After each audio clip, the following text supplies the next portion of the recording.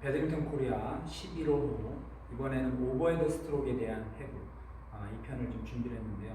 먼저 우리가 오버헤드 스트로크라고 하면 머리 위에서 치는 스트로크이기 때문에 셔틀콕이 내 머리 위로 날아오는 모든 공에 대한 타구하는 방법을 오버헤드 스트로크라고 할 수 있습니다. 근데 오버헤드 스트로크에서 먼저 제일 중요한 부분은 그립입니다.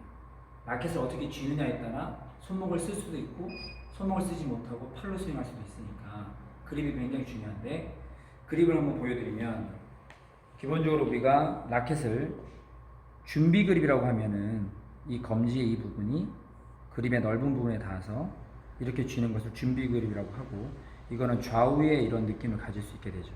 근데 포핸드 그립은 두 가지가 있는데, 보통 살짝 약 한 45도 정도 틀어진 상태에서 이렇게 그립을 잡게 되면 엄지가 밑에 있게 되고 이 검지는 옆쪽 대각선 부분에 붙게 됩니다. 이렇게 하게 되면 손목을 회전할 때 엄지가 받쳐주고 이렇게 손목을 회전하기가 쉽게 되고요. 보통 우리가 푸시할 때는 이 손이 더 돌아가서 그립의 좁은 부분에 검지가 닿게 됩니다. 이렇게 되면 미는 동작은 가능하지만 손목을 회전했을 때 이 라켓의 끝부분이 손목에 닿게 돼서 손목을 마음대로 쓸 수 없게 되는 거죠. 이 포핸드 오버헤드 스트로크에서는 이 그립이 가장 중요한 부분이라고 하겠습니다. 네, 여기까지.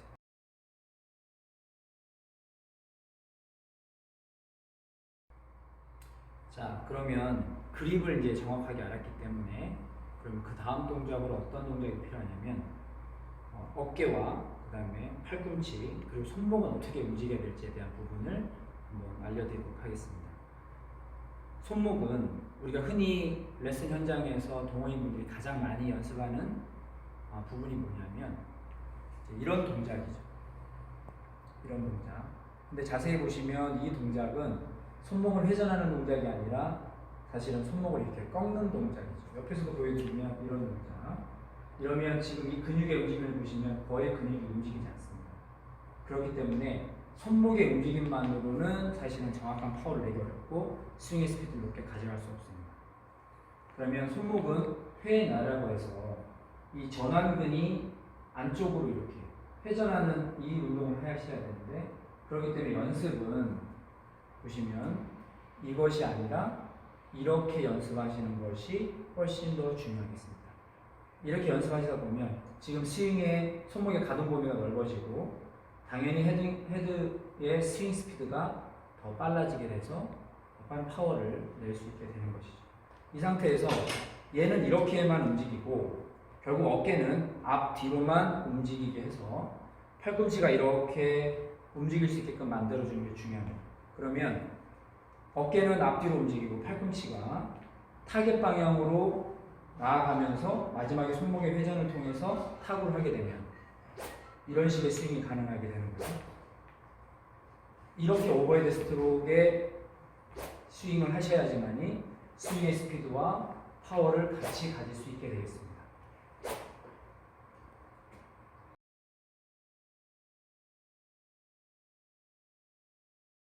자, 그러면 이 스윙 연습을 이렇게 하실 때 대부분의 동호인들께서 가장 어려워하는 부분이 무엇이냐면 라켓을 잡은 손에 힘을 빼거나 몸에 힘을 빼고 릴렉스하는 것이 가장 어려워하십니다. 왜 그러냐면 일단 우리가 손으로 뭔가를 쥐게 되면 근육에 긴장도가 생기고 경직이 일어납니다. 그럼 당연히 힘이 들어오게 되고요. 그래서 제가 추천해드리고 싶은 연습 방법은 뭐냐면 라켓을 손에서 놓으시고 왼손으로 이 스윙을 해보시는 겁니다. 그러면 자연스럽게 팔에 힘이 빠진 상태로 이 스윙의 궤적을 알게 되고 이 스윙이 원활하게 됐을 때 그때 라켓을 가볍게 쥐고 스윙을 해보시면 힘을 뺀 상태로 이렇게 스윙을 할 수 있습니다. 근데 보통 동호인들은 이렇게 라켓에 힘을 주게 되면 이런 스윙이 되죠. 당연히 어깨에 부상이 올 수 있고 팔꿈치 엘보로 이어질 수 있습니다. 그러나 팔에 힘을 빼고 왼손으로 연습하신 다음에 라켓을 가볍게 쥐면 이런 스윙이 가능하게 됩니다.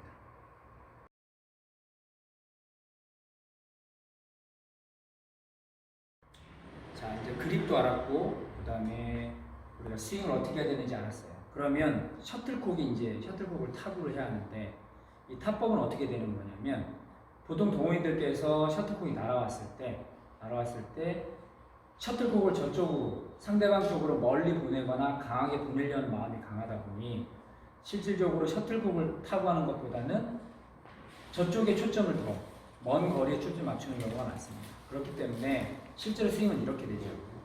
하이 클리어가 잘 안 되시는 분은 대부분 이런 스윙을 하십니다. 스매싱이 잘 안 되시는 분은 바닥에 꽂으려고 하는 생각이 너무 강하기 때문에 이런 식의 스윙을 하시는 거죠. 그러니까 이것은 우리가 셔틀콕에 대한 비거리나 파워는 셔틀콕을 타고 했을 때 그 결과에 의해서 비거리나 파워가 발생하는 것이지 셔틀콕을 저쪽으로 보내고자 해서 라켓을 팔로우 스로를 이렇게 많이 한다고 해서 공이 멀리 가거나 강한 파워를 가지는 것은 아닙니다. 그래서 우리가 탑법에서는 제가 추천드리는 것은 어떤 느낌을 했으면 좋겠냐면 셔틀콕을 타고 해야 하는데 셔틀콕에다가 이 라켓을 던진다는 느낌으로 타구를 해주시면 가장 좋을 것 같습니다. 그럼 이런 느낌이 되겠죠. 만약 타점이 여기라고 하면 우리는 여기에다가 라켓을 던지기 위해서 셔틀콕을 바라보고 이렇게 던지는 느낌을 갖는 것이죠. 근데 대부분의 동호인들은 셔틀콕을 보지 않고 저쪽을 보기 때문에 임팩트의 위치가 타점과 정확하게 맞지 않는 것입니다.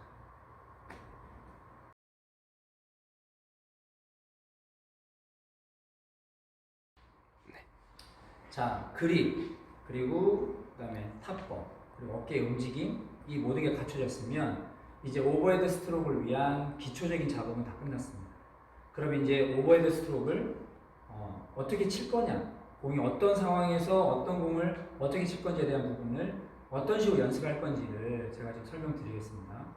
우리가 보통 하이 클리어나 드롭샷이나 스매시나 백핸드 클리어나 어떤 이름의 기술의 이름들이라도 그 기술에 너무 중점을 갖다 보면 실제로 배드민턴을 하실 때 어려움이 많을 수 있습니다.